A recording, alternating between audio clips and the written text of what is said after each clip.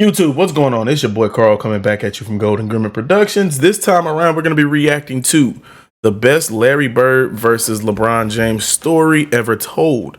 If you are new, please like, share, and subscribe to the channel. I greatly appreciate it. Also, I hope all the mothers had a great Mother's Day yesterday. I appreciate y'all once again for everything that y'all continue to do for the world as well. We need y'all. Life wouldn't be life without y'all. So let's get straight into this video. Book titled When the Game Was Ours, written by Larry Bird and Magic Johnson, Michael Jordan shared his 100% honest opinion about Larry Bird. He said, "People ask me all the time who my top 5 players are, and when I start saying Larry, they interrupt me. They say, 'You've got to be kidding me. He can't play with LeBron James.' I tell them, 'You guys don't get it. Larry is far better than any small forward who played the game.'" Now, the lazy person would chalk that statement up to Michael Jordan being a LeBron hater. He's not even looking at the. I think he was looking at Michael Jordan. I was thinking the same thing. Michael Jordan's a little left of that Charlotte bench. I think that was a look at Michael like. I think you're right. I think that's exactly he was looking right at him. But not too long ago, this was common knowledge. If you give me both these guys and you say you can start your team with either Larry Bird or LeBron James, you're taking LeBron. I'm taking Larry Bird and I'm taking my chances. Thank you very much. You know why? Larry Bird was the baddest son of a gun on the planet. In a league with Magic Johnson, Isaiah Thomas, Dr. J. He was the best player in the world when the NBA was at a greater level. In the world. It ain't the same NBA. This sucker won 3 straight MVPs. Let me ask you this. Would Magic couldn't get through him at one point. the best player in the world right now? I believe he would. Oh, he'd be better than Kevin Durant. I believe he would. Yes, no, he would. I believe he would. No, he wouldn't. Okay, Larry Bird, if his back didn't give out on him, if he didn't have surgery, if his body didn't. Wait, she said Larry Bird doesn't have the experience? Wait, what? It's got to be the worst take I've ever heard. Don't have the experience. He came into the... Bro, I'm going to be real with you. Larry probably has one of the best turnarounds for a team in 30 or 40 years, bro. They went from being the bottom of the pack in the East to winning 61 games, and that was before Robert Parrish and before McHale. He won 3 MVPs back to back, bro. Yeah, we're going, yeah. Fail him. We're having a whole different conversation about Larry Legend. I'm sorry. He had it all. So, Larry Bird or LeBron James? And for the record, if you ask me who I'd take over 20 years, I'd take LeBron. But if you ask me who I'd take for one season, it gets very interesting. Because I'd take a 1986 Larry Bird season over any single season performance from any player that ever lived. And if you ask me who I'd take for one game, or better yet, one shot, well, I'll let someone who actually lived through the Bird era tell you what they think. All I know is one game from my life, I want Larry Joe Bird taking my last shot. That guy from French Lick, Indiana. Game on the line, free throw, 3, jump shot, whatever it was. I'll take Larry Bird any day or any night over especially LeBron James. Now, if you're still a Larry Legend denier, I'm about to tell you how one shot changed the course of history, helped rewrite the narrative of an entire generation, and almost made Larry Bird the undisputed greatest of all time. And thank you to everyone who signed up to the Patreon. It helps make these videos possible. And if you haven't signed up yet, the link will be in the description as well as highlighted in the comment section. Now, time and time again, Larry Bird came up clutch in the biggest situations. Max looking, loops it to Bird, a runner. It's good! It's good! And the Celtics win it! Bird hits and the Celtics win it! 103 to 101, a three-pointer by Larry Bird at the buzzer. Danny Ainge to inbounds for the Celtics, trailing by 1, 2 seconds left. In the Bird, he fires. Yes! And the Celtics win! Unbelievable! Larry Bird at the buzzer! So in the 1987 NBA Finals versus the Lakers, when Larry Bird and the Boston Celtics were trying to repeat as NBA champions, Celtic Nation came to expect it. And in Game 4 at the Boston Garden, with the Celtics down 2-1 in the series, the game came down to the wire. Boston 4, LA 2. Bird. Boston 5 now, and they almost tied up Harris, and they lose it. Cooper It's a 3-on-3 break. Cooper with a three and hits it with a minute and a half to go. A long time ago. Kareem does it, and the Lakers jumping for joy, and they lead it 104-103, and another timeout called by Casey Jones. And coming out of a timeout, Larry Bird, as confident as ever, tells his defender James Worthy exactly what he's going to do to him. He would come out of a timeout. I remember this one time. You might have heard this before because he did it with a lot of people. I had to guard him. You know the play is coming, but he would tell you it's coming. With DJ handling, Mikhail's going to set up a pick for Robert. That's only to free him up to come and set a pick for me. And he says, if you trail, I'm going to trail into the lane, shoot a little floater. He said, if you try to get over the top, he said, I'm going to pop to that corner and bust a jumper on your Jesus, James Worthy was holding that man's jersey tight, bro. He had that mug gripped. fucking face. I'm like, fuck you. I'm all up on him. You know, I got his shirt tail. I'm holding it. You know, I'm like, you know where I'm from. I'm from Gastonia. I mean, he ain't talking. Sure enough, man. The ball comes in. DJ takes a couple of dribbles. I'm quick. I'm quick enough. I think I can get over the top. I get over the top. I get out there, but he pops to the corner and I'm running. He kind of waiting, you know. Waiting for he was an asshole. Bird goes for three.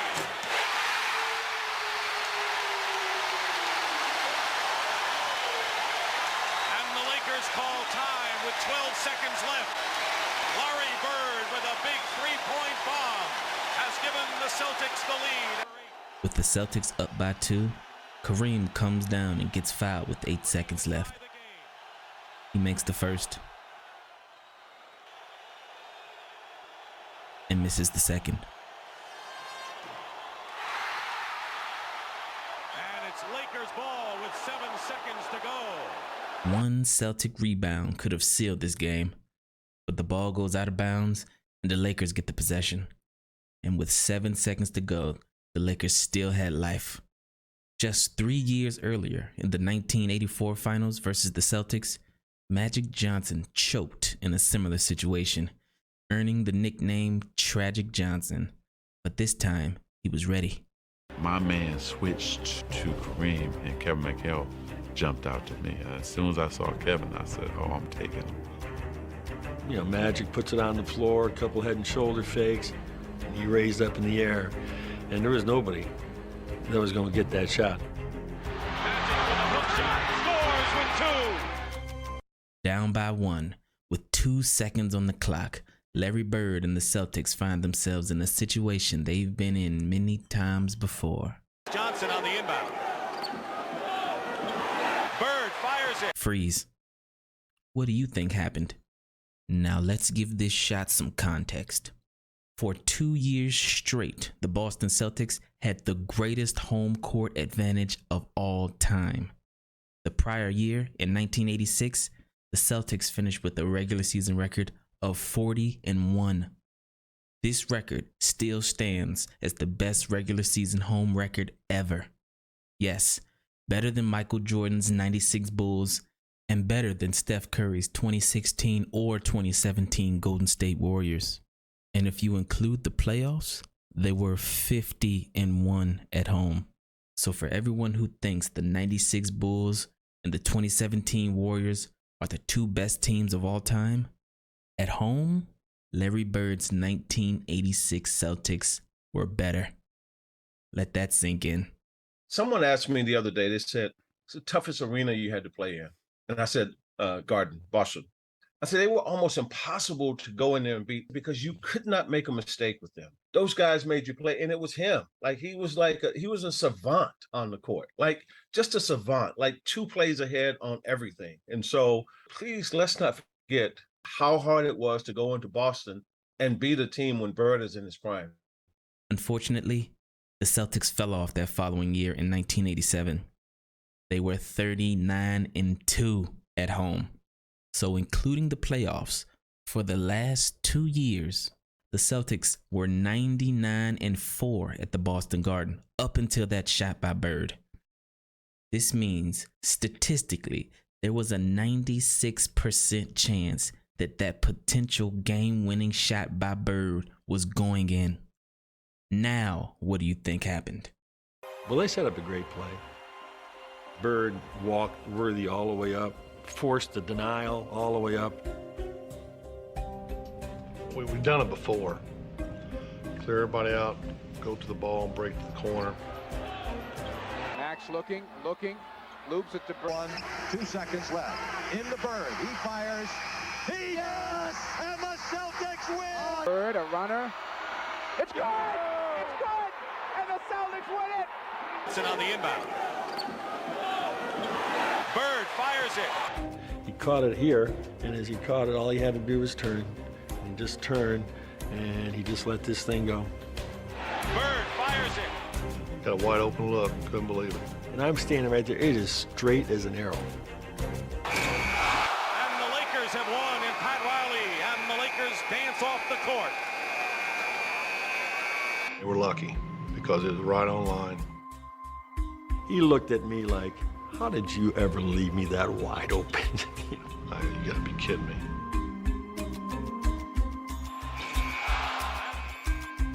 Changed the whole series.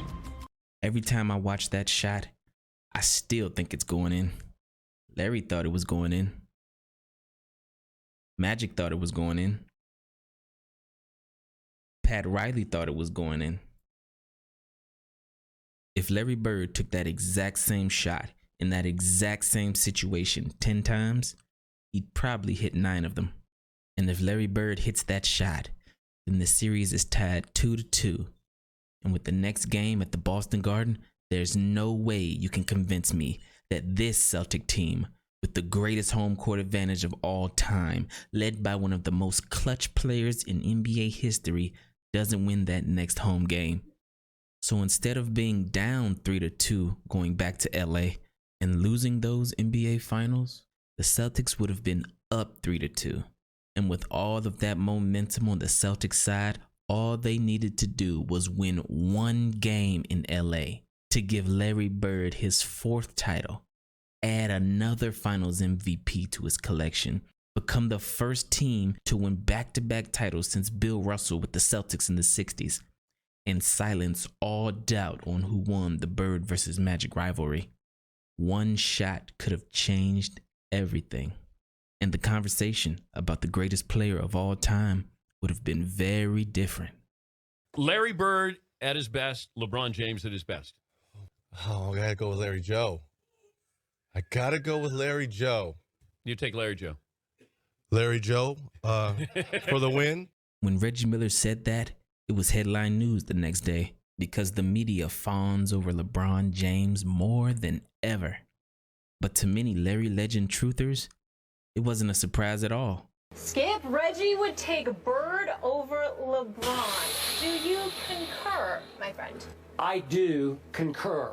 In a hypothetical draft, would I take him over LeBron James to start my franchise? Yes, I would. And I don't think it's even close. Now, you would think that Skip Bayless, as the ultimate contrarian, would be challenged by his co-host for such an opinion. However, this is one of the rare things that they 100% agreed on.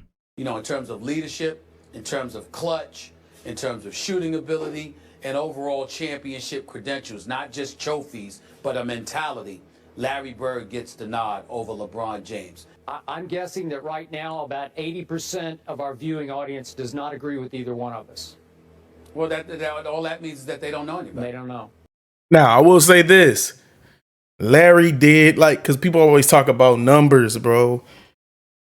And if you use LeBron's numbers and the time frame it took him to get them numbers, it don't make for a good comparison to Larry. Like, Larry had 13 of them things and got 3 titles. LeBron's on year 20 and only got 4. So it's like, I'll say this. They give LeBron more praise for making it to the finals than they do for winning it. Because, oh my God, he's the first player to go to 8 or 9 straight finals. And that sounds like a participation award to me. Like, I didn't realize we were awarding players for almost winning. That only applies to LeBron. I might catch some hate for saying that, but that's the fact. Oh, bro, he made it to 9. Okay. I can make the argument that if Larry made it to 9 straight, dude probably would have had like 7 or 8, maybe. No way to tell. But, and so what that the Warriors was there? It's LeBron James. He's supposed to win more with them. He got swept before in the finals. He got swept. Actually, no, I take that back. He got swept twice in the finals. But yeah, bro, I would take Bird in regards to, like, if I had to pick. Now, I would love to see the 86 Celtics versus the 2012 Heat. Because LeBron was at his greatest when he in that season. You know what I'm saying? He won his second title, and Larry was just different in 86. But that's just me. I would love to pick LeBron, but in terms of clutch, money time, there's no contest. He's not even in Larry Bird's class. Not even close. It's not even close. If you like stats, here's Larry Bird versus LeBron James season stats, while both are at the age of 30. Larry Bird averages more points, more rebounds, more assists, and has a higher field goal percentage.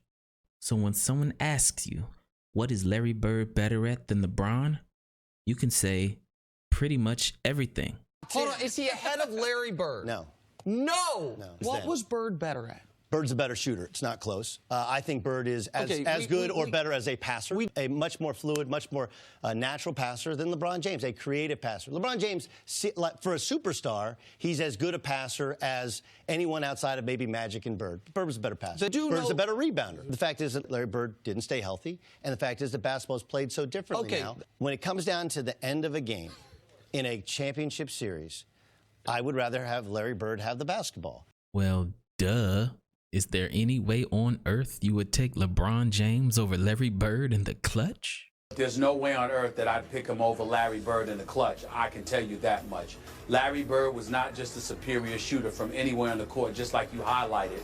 Not only was he a near 90% shooter from the free throw line, which LeBron could never brag about, but when you talk about money time, whether it's a particular juncture in the season where you're trying to position yourself for the playoffs, or you're talking about the last minutes of a game, or you're talking about the last shot in a game, or you're talking about a game 7, or you're talking about anything that indicates clutch, you simply can't pick LeBron over Larry Bird because you can pick almost no one in NBA history over Larry Bird. When it was money time, you knew where the ball was going, and you also knew there was little to nothing that you could do about it. It was just a matter of whether or not Larry Bird was going to make it or miss it. But even despite all of those numbers, to those who actually saw Larry Bird play, the eye test is all they need. Now, I will say this. Larry's bread and butter for his career is literally hitting big shots. The reason why it's so hard to argue why players are better than him is because it'd be one thing if he was winning titles and they were blowouts. Then you wouldn't have big shot Larry. No, he hit big shots throughout the playoffs, big games throughout his entire career. His bread and butter was being clutch in the clutch. In those championship moments, those playoff moments where it mattered and you need a shot to go in, Larry was the guy. Better than any player that I've ever seen. You know what I'm saying? A lot of NBA players today and in the past have had championships where they cruised. He had to get down and dirty. You know what I'm saying? So his bread and butter and his claim to glory is all of the big shots he made, and he made a lot of them. You can't take that away from him. He's probably made more big shots than any player in history. When it mattered the most, whether it was win or go home, he was making those shots. I know there are other numbers that will support you on LeBron. I may lose this, but you know what? I'm going with these, all 4 of them. And I watched that dude dominate an era that has some of the greatest players of all time playing. This isn't a diss on LeBron. I'm not dissing LeBron. I love LeBron. We both love LeBron. Everybody appreciates how great he was. But as time passes, it's easy to forget how great Larry Bird was. So all of that said, right here, right now, Larry Bird remains the greatest small forward ever, period, end of story. I like this video because this is where stats don't always tell the truth about a player. LeBron played 20 years. You better have all the records at 20 playing at the high level he's playing. You better. Now, he's the greatest player to ever play 20 years because of what he's doing in year 20 and most likely going to be doing in year 21. But if we're talking about when it comes to winning championships, LeBron ain't really the best one when it comes to winning championships because he's lost so many. I don't care who you play. You can only play who in front of you. And it's always going to be a knock. The only thing that I don't like is that people don't knock him. Oh, well, he played a super team. Okay, you play who you play in front of you. Win, lose, or draw. That is what it is. Larry won 3 titles in 13. LeBron has won 4 in 20. That's a 7-year difference, and it didn't take Larry as long to get his first championship. LeBron got into the finals pretty quick, but he got swept. Larry got into the finals, and he ended up winning. So it's like, it's all about what your preference is. People always going to use LeBron's numbers to validate their point as to why he's the greatest. But like I said, numbers are deceiving at times. LeBron is the greatest player of this era, for sure. But there were other players. Oh, I didn't hit the mic. But there were other players in his era that won just as much as he did. Steph Curry got 4 rings within the LeBron James era. So, and yes, I know they're going to say Magic won. You know, we get it. But Magic, it was the Lakers. So we get it. But like I said, who do you pick, man? In the comment section below, let me know. Who do you pick? Larry Bird or LeBron James? I'm pretty sure the older generation is going to say Larry. The younger generation is going to say LeBron. But it's been your boy Carl, man, with Golden Grimmett Productions. Until the next one, I'm out. Peace.